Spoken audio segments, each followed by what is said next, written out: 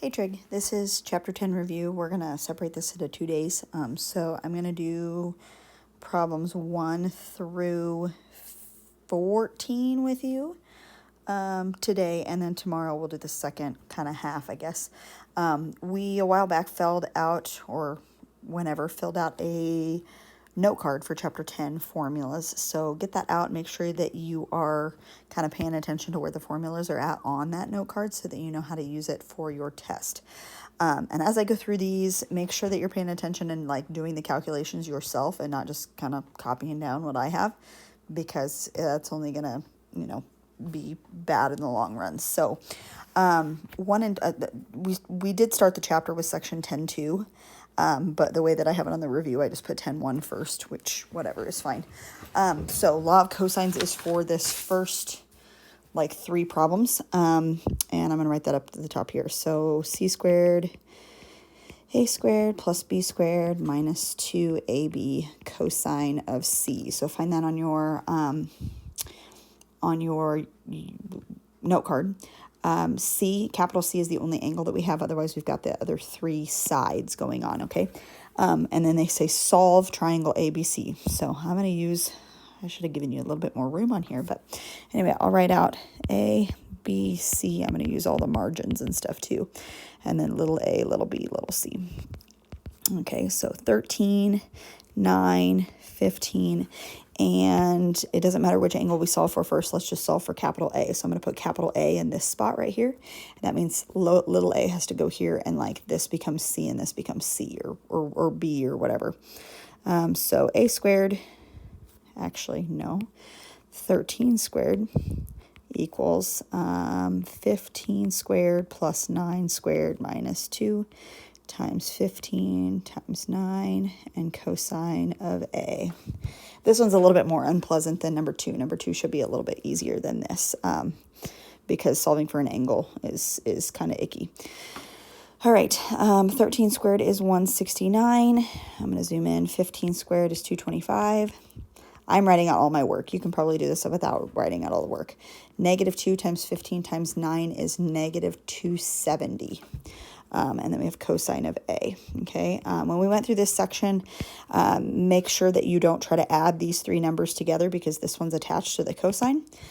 So we can add these 2 together, which is 306. And then I can subtract 306 to the 169. Let me get my calculator out going here.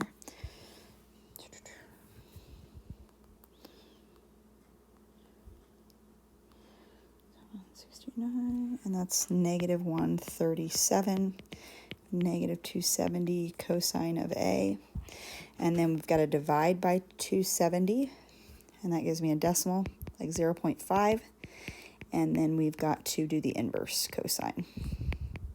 I'm going through this kind of fast, so keep up. And I got 59.5 degrees by using the full decimal. I didn't retype in the 0.5. I just used the full decimal.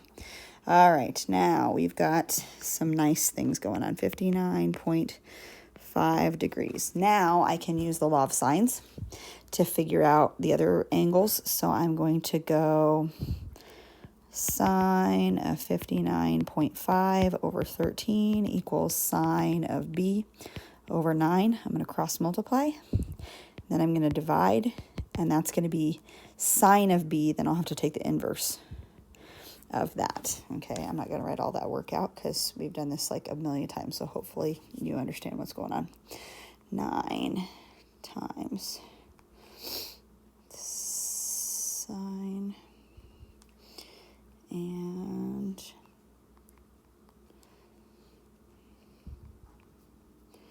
divided by 13, and then the inverse sine. And that is 36.6 is what I get for B. And then you can add those together, the 59.5 and the 36.6 and subtract that from 180, and I got 83.9 degrees for the other one. So always check to make sure, like biggest side, biggest angle, smallest side, smallest angle, and we're good to go. Okay, so that one was a lot more unpleasant than number 2. Number 2 should be a little bit nicer. So A, B, C, and little a, little b, little c. 10, 12, 140 degrees, okay? We're going to solve for little b first, and so in our law of cosines here, we're going to have little b over here, and then this will be a and c and a and c, and then this will be capital B here, okay? So little b and capital B just have to be opposite from one another, okay? So solving for little b squared, a squared is 10 squared, 12 squared, 2, 10, 12, and cosine of 140. Okay, now you should be able to, on your calculator, this is the really nice thing, type that all in at one shot. That's what b squared is. And then you should be able to take the square root of that number and just get b. And that makes it really, really super nice, okay? Let's see. Give me just a second, and I'm going to write down some. I have my phone calculator, so that's all I have. I'm going to write down some of the intermediate, I guess, stuff. Cosine of 140. Okay, I think that's all right, maybe. So, give me just a second. It might take me a minute. Cosine times.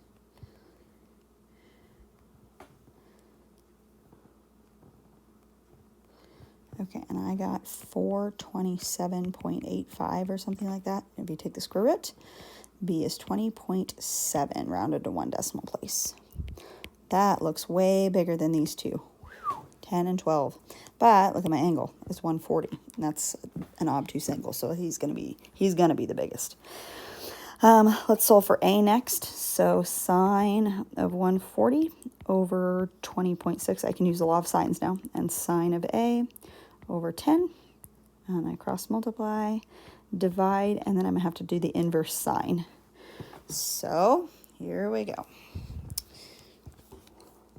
Sine of 140 times 10 divided by 20.6, and then the inverse sine of that. And I got, for A, I got 18.2, and then I can subtract both of those from 180, and I got 21.8 degrees. Okay, so check those over and make sure that you know how to do that part.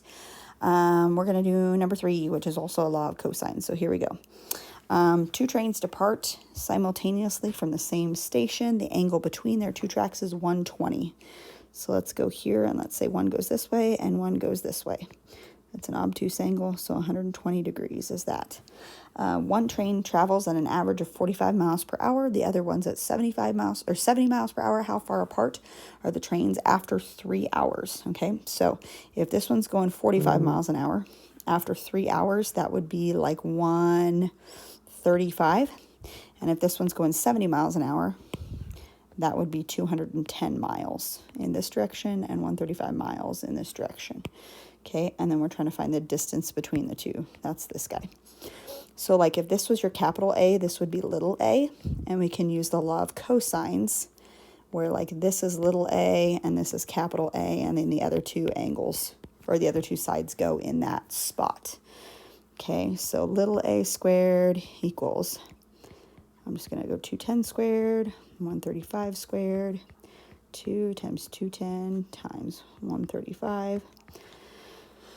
A cosine of 120. That's what your equation should look like. And again, this is just one where you just like put the whole thing in there, figure out this number, and then take the square root. And then, but then that's it. That's all we have to do. We don't have to do any more than that solving wise. So we don't have to find all of the things of the triangle. So that's kind of nice. 44, 100. I have to do some of this in parts because I have a phone calculator, so that's what I have.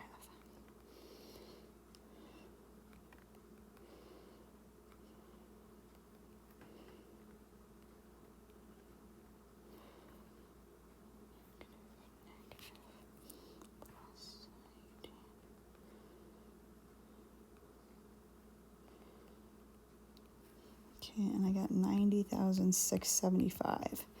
And when I take the square root, I get 301.1 miles. That's how far apart they are, which sounds about right.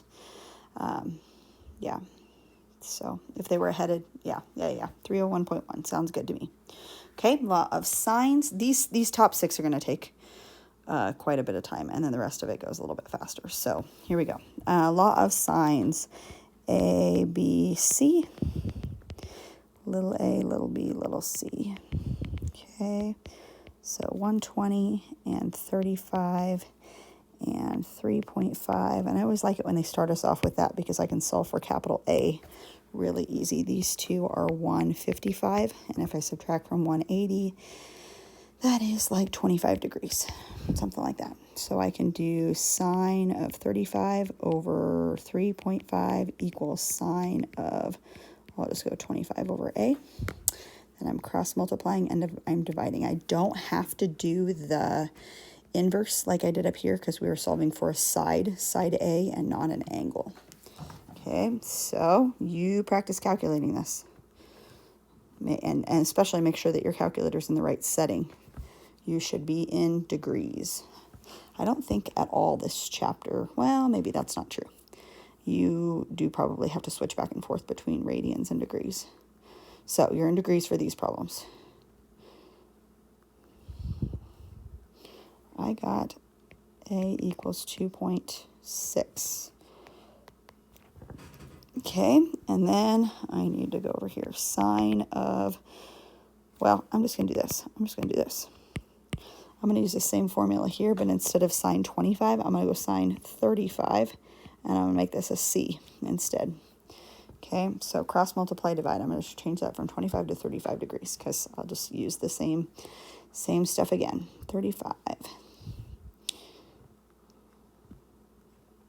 Whoa.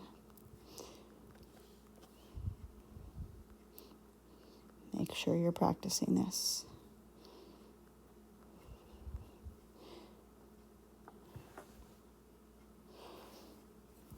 What?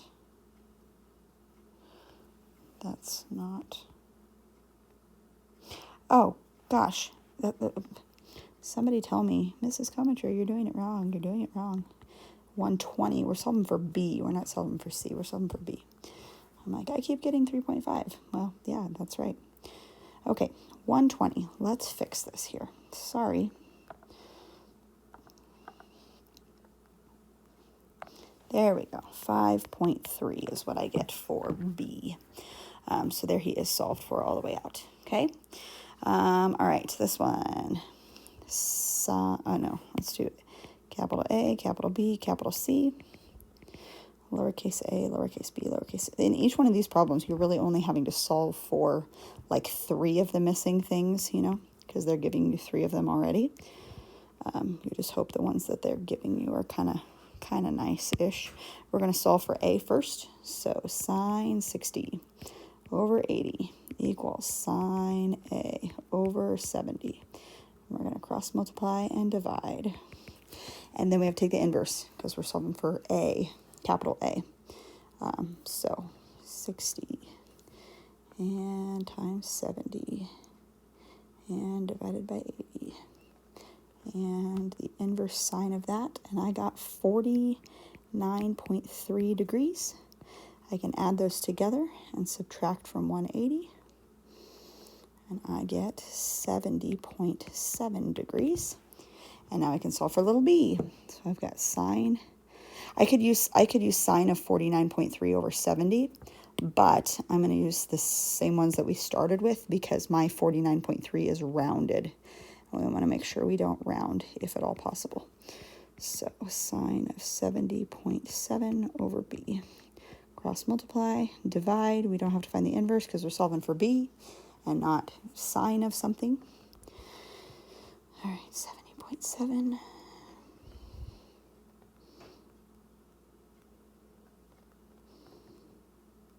And I got b as 87.2. which should be about right because that's the biggest side and the biggest angle. There we go. Okay. All right, last one of these type, and then we go into some of the area stuff. All right, a pole tilts 12 degrees from vertical away from the sun. Away from the sun and casts a 34-foot shadow on level ground. Okay, so let's say the sun's over here. I got to get a clear picture here. Here's my sun. And I have my pole that should be upright, but it's tilting. That's more than 12 degrees, but just bear with me. 12 degrees away from the sun, and then it's casting a shadow of 34 foot. Okay, so really, this angle inside of here is, 78 degrees? Yeah, that should be 180, or 90, I mean. Okay, then we connect him and make him into a triangle, and we've got the angle of elevation from the end of the shadow to the top of the pole is 64 degrees. Okay, so 64 is that guy, and they want to know how long the pole is. So we'll call this side X here. So we've got 34 is this side, we've got X is this side, and then 78 and 64. So if I'm trying to solve for X, I need this information. So I would do like sine of 64 over X, but the only other side that I have is 34, and I would need that angle up top here, which I can find pretty easy.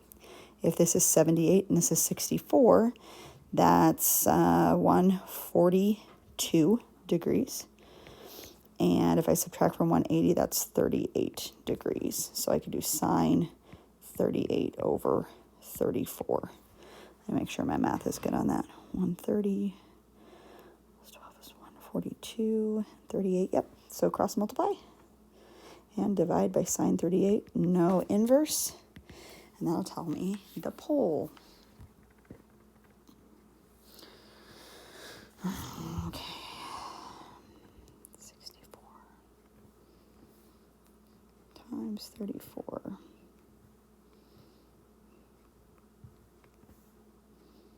And I got 49.6 feet. Okay, which should make sense. 64 is the opposite angle. And 38 opposite him is 34 degrees, or 34 feet. So it should be a little bit more than 34 feet. Okay? All right, area of a triangle. Formula for these two is, nope, we're going to use two different formulas. This one is 1/2 BC sine of A. And then this is Heron's formula. Heron's formula. And that is, you have to find S first. And that is like A plus B plus C divided by, is it divided by 2? Let me go back through my notes and make sure. I don't have these formulas memorized. That's why we put them on a thing. Oh, let's see.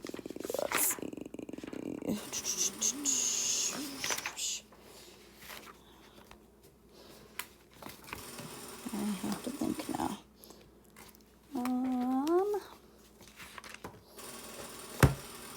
Let me go back. Chapter 10. That's a telemarketer. It's not. That's my phone ringing. Do we even know what telemarketers are anymore? I don't even know. All right.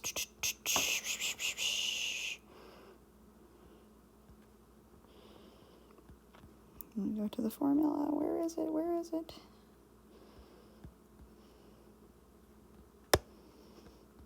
Here we go.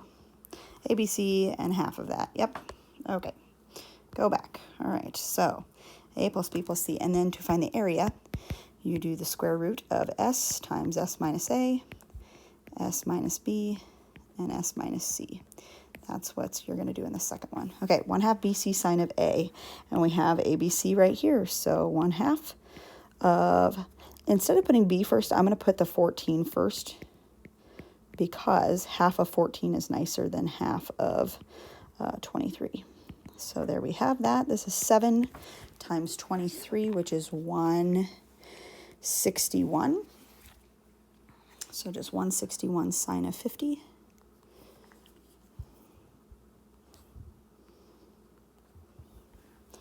Is 123.3 units squared. Okay, there's that. All right, then Heron's formula, if I do 13 plus 9 plus 7 divided by 2, my S value,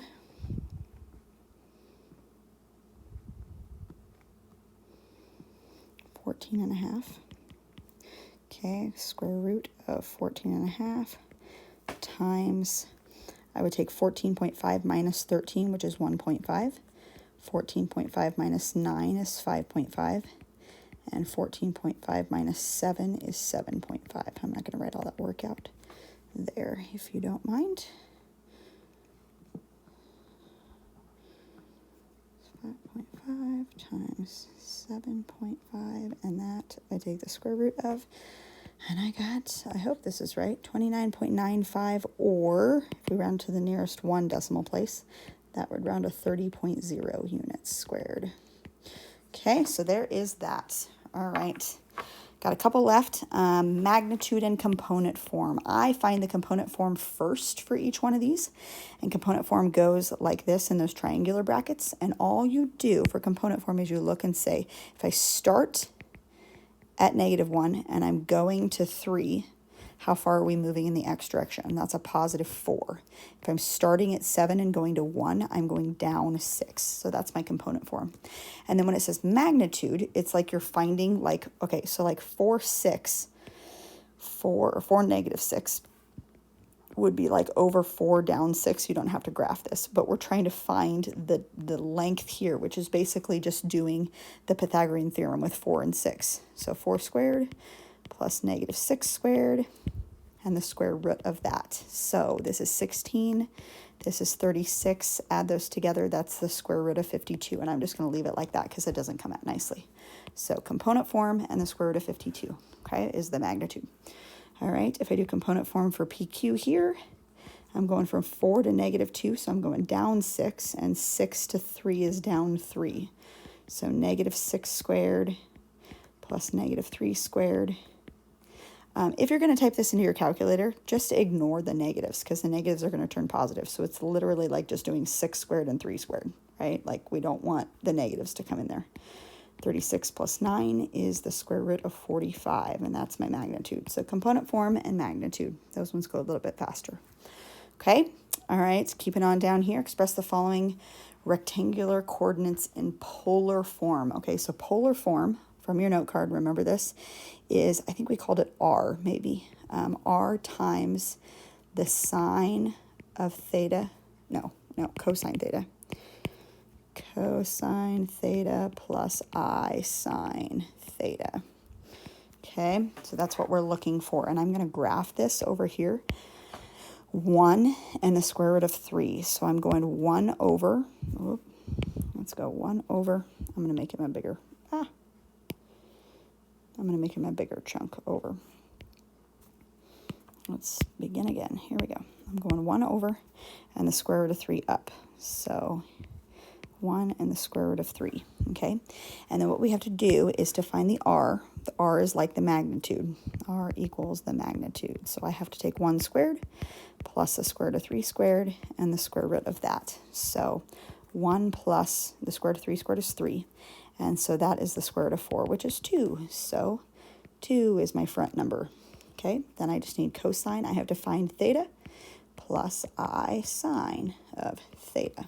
Okay. All right. In order to find theta, I just have to find this angle right here.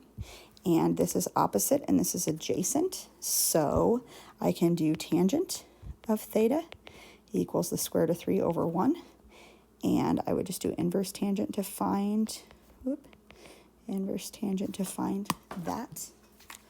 So I think that, I don't know, it's like 60 degrees or something like that. The square root of 3 and inverse tangent. Yep, 60 degrees. So theta is 60 degrees, and I'm going to put 60 in here and 60 in here, and that's polar form. All done. Okay. This next one, 4 and -6. So I'm 4 over and 6 down for -6. Okay, so when I do this, I want to do 4 squared plus -6 squared, and the square root of that, so 16 and 36. Hey, we did this one already. This is the square root of 52. So, and I'm going to leave him the square root of 52. And then I have cosine of whatever my angle is plus I sine of that same angle. Okay, and then I'm just going to figure out what this angle is right here. This is the opposite, and this is the adjacent. Now, this one is going to be tricky because opposite is -6, adjacent is 4. So I'm going to do the inverse tangent, but since we are in the 4th quadrant, we got to make sure we do this correctly. Okay, so I'm going to do -6/4, and I want the inverse tangent of that, and it gives me -56.3 degrees. Okay, and you can leave it as -56.3 degrees. I'm going to switch it to be a positive. So -56.3 degrees. If I add 360 to that, it's like finding a coterminal angle, right? So this is really, actually from here around to here, is 303.7 degrees. So I will accept it if you leave it as -56 degrees, but it makes more sense to me to go 303.7. So this is my polar form. That's what he will look like. Okay. All right. So a little bit of work, but not too bad. We got 2 left. Okay. And when you are multiplying, and then they want you to write your answer in both polar form and rectangular form. So when you're multiplying, you're going to multiply the 2 and the 5 together. That just becomes 10. But when you go to do this stuff, I sine of this guy, what you're going to do is you're going to add these numbers together. Okay, or add the pi/12 and the pi/6 together, and that's going to give you your angle. Okay, so pi/12 plus pi/6. You multiply the numbers out in front, but you're going to add the numbers inside. This is like 2 pi/12. So total pi/12 plus 2 pi/12 is 3 pi/12, which is reduced just pi/4. So I can put pi/4 there. And this is my polar form. But then they want me to write it in rectangular form, which is like component form or whatever, like that. Okay, rectangular form. So all I need to do is find cosine of pi/4 and take it times 10, and sine of pi/4 and take it times 10. But make sure that you are in radians when you do that, right? So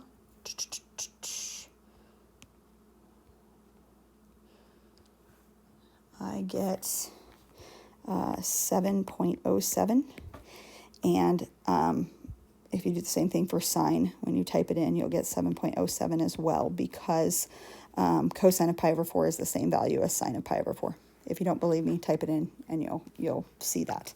But there's how that works. Okay. Now this one is dividing, and when you divide, you literally divide 12 and 6, which is 2. But when you find your angles, you're going to subtract these 2. So 7 pi/12 minus 5 pi/12. And that is 2 pi/12, which is pi/6. So I've got cosine of pi/6 plus I sine of pi/6. Okay, and then when you go to put him into rectangular form or component form, you've got to take 2 times this and 2 times that. Make sure that you are in radians.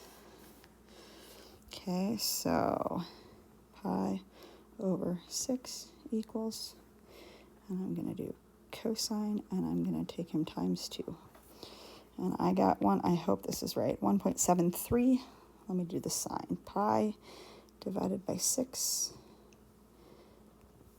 and times 2 equals 1. Yes, that should be right. I think that should be right. So there you go. That's polar form. There's rectangular form. So lots of stuff going on today. This is a longer video. Sorry. Tomorrow hopefully is a little bit shorter. And then I think we do some whiteboards also. I recorded that one before this one. So there you go. Lots of stuff going on. Make sure you have your note card all filled out. And there you go.